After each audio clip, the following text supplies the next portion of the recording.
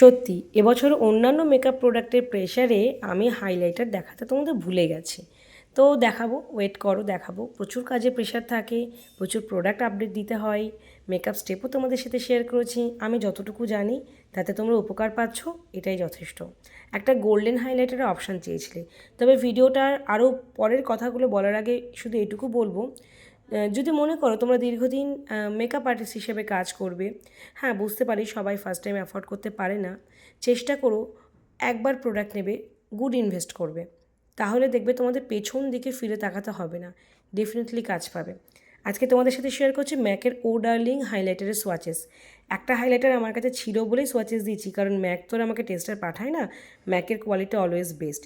এই হচ্ছে golden highlighter, আর এটা হচ্ছে গোল্ডেন শেড ও ডার্লিং। আমাদের প্রফেশনাল মেকআপের অ্যাপসে পাবে, 100% অরিজিনাল প্রোডাক্ট, সে নিয়ে কোনো চিন্তা নেই। ম্যাকের যে রেঞ্জগুলো আর্টিস্টরা ইউজ করে সেই প্রোডাক্টগুলো আমাদের অ্যাপসে অ্যাভেলেবেল পেয়ে যাবে।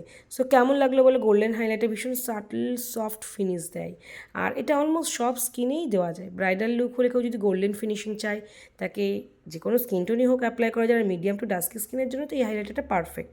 সো কেমন লাগলো অবশ্যই জানিও।